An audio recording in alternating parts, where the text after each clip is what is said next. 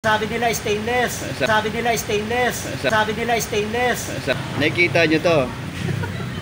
Ito ay try muna natin dito.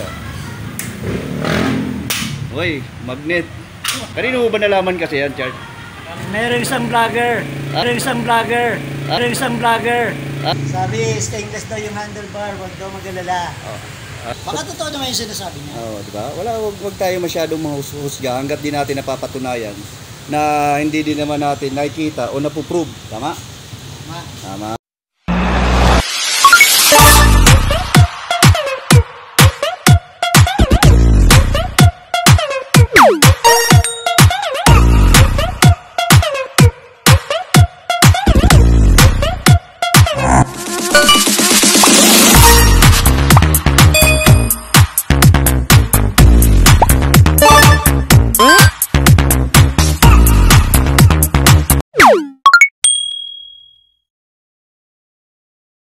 So yun mga kapatid, ito ay 150p. Meron na rin siyang top box, ano? Anong brand? Anong brand? Itong box mo? Box? Oo. Anong brand yan? Ayun. Ang hirap basahin, Cave. O ano ba yan? Kayo na bumasa. Cave Moto Supply. So ito yung naging brand niya, no? At the same time, papakita ko rin po sa inyo mga kapatid yung kanya naging bracket dito sa top box bracket para mapatunayan din po natin sa inyo na ito po ay kasya ang pang Honda na PCX. Yan. Pang PCX, tama ba? Oh. Okay, PCX. Garantisado, PCX 100%. So tingnan natin yung bracket niya sa kabila. Punta tayo dito. So ito yun mga kapatid, ang kanyang bracket. So may abang talaga yan dito na 4 na butas. So kung mapapansin nyo yung ating 150p is mayroon siyang butas dito, no? May cover pa ito may cover pa. Yan. So tinanggal lang. Pupunta tayo doon sa kabila. Pakita ko sa inyo yung cover na ng puwitan yan. Pakita ko sa inyo. Ayan, ito yun mga kapatid. Ito may cover pa. Doon kasi wala na. Andito yung kanyang tornilyuhan na 4. So pang PCX is match talaga ang kanyang top box bracket. So 100% po yun kung kayo po ay nakakuha na ng unit ng Easy Ride na 150p is pwede na po kayo maglagay ng top box bracket ng PCX 150. So mas na mas po yun. Yan, punta po ulit tayo doon para ma-interview natin si Richard sa kanyang unit. Easy Ride 150p. You know, naka-naked handlebar. At the same time, ito ay ano nga to? Richard? Handlebar. Stainless. Ang sabi nila stainless. Sabi nila stainless. Sabi nila stainless. Sabi nila stainless. Sabi stainless. Stainless. Sabi. So, tingnan natin kung stainless. Nakikita nyo to. Ito ay try muna natin dito. Uy, magnet. Magnet. Ayan, magnet. So try natin. Kanino ba nalaman kasi yan, Chart? Meron isang vlogger. Meron isang vlogger. Meron isang vlogger. Meron isang vlogger. May vlogger na nagsabi. Sabi stainless daw yung handlebar, wag daw mag-alala. Oh. Ay, patay tayo dyan. Ay, baka naman hindi tablan ito. Baka totoo naman yung sinasabi niya. Oo, di ba? Wag tayo masyadong mahusga hangga't di natin napapatunayan na hindi din naman natin nakikita o napuprove. Tama? Tama. Tama ba, Vice? Tama. Okay. Ikaw nga, Vice, ang hawak nito. May wagang bato ni Darna. Ilagay mo muna doon sa bakal. Tama, malinaw ha? Ay. Oo. Ayun o. Dumidikit. Isa May pa bakal to. Bakal yan, bakal. Isa pa nga. Okay, bakal. Okay, sige. Meron pa isa? Isa pa? Oo. Sige.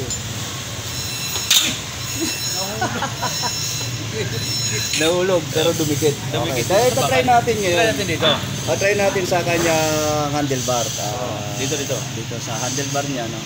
Ito ay, kung ito nga ba ay stainless or bakal. So i-try na natin. Sige, try mo. Tika lang. Sige nga, laglag mo nga. Bye.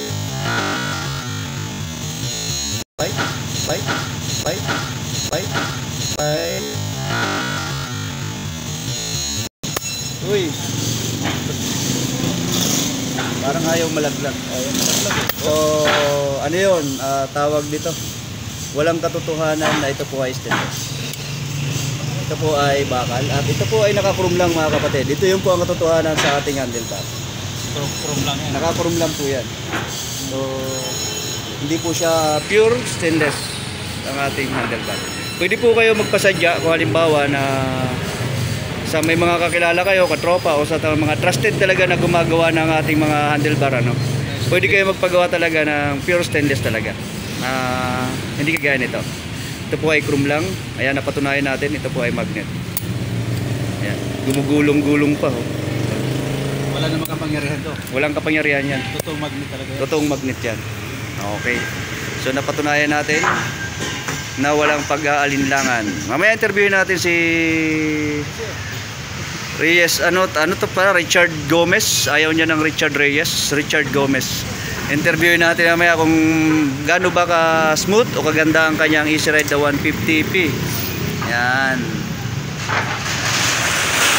So mga kapatid, dito 1 week na sa kanya tong kanyang unit. So ang napalitan niya ay naglagay siya rito ng maliit na side mirror pa, dinagdagan niya kasi para marami siyang nakikita. Kabilaan yan, oh.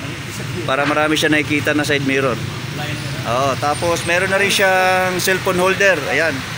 Magandang klase yung cellphone holder niya kasi sinabit lang dito. Tapos at the same time, yung lock is andi dito lang, no? Pinipress lang. At yung mapapansin nyo, ang tinakbo niya is 185 pa lang. Ayan. So 1 week pa lang siya talaga. So bagong bago pa. Pero ayan, ang dami niya nang nabili. Meron pa siya mga wallet. Ayan. Mayaman kayo. Oh, you know, swabe, oh. Ayan. Tawag sa kinakabit na yan ay ano yung tawag yan? Pinakapakit, no? Lagayan ng mga lisensya, dokumento, halimbawa. Dinidikit lang siya. Ayan, may strap lang siya, dinidikit lang. At saka subok yan ni Richard kasi gawa nga nung dating motor niya R2, may ganyan din, tama. Nilagyan mo rin ng ganyan, no? Yung kanyang Easy Ride R2. Ayan ang ano yan, immortal. So mahirap yan magapi. Immortal, beke naman. Beke naman, immortal. Ayan, ha?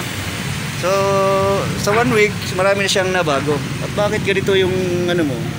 Iba kulay? Yan. So in-adjust ko rin dito kanina yung kanyang throttle para kasi malaki yung play niya doon sa kanyang throttle grip, sa handle grip, ano. In-adjust rin natin diyan sa kanyang throttle dito para eksakto lang, wala masyadong malaking play. Kasi yung reklamo niya rin o pagkuha niya medyo mataas daw yung kanyang handle grip or throttle grip natin, ano. So far magandang ano naman ng kanyang unit. Sa ngayon medyo madumi lang.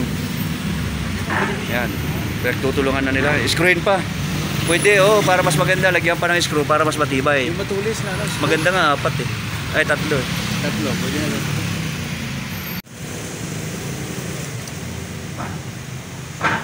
Kapit para sa kanyang pocket. Kasi lagayan to rito ng mga toothbrush. Lalagyan niya kasi dito tagi-1,000. Tagi-1,000 ang laman nito rito pagka nagbibiyahe. Kasi ang dami nang nagawin sa akin yun, eh. Sabi sa pahay yung Reyes Richard na yun.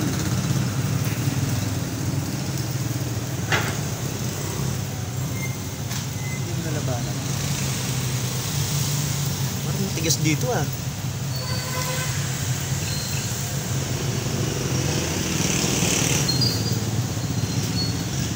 Kaya pala matigas, tumama doon sa ano, sa strap mo.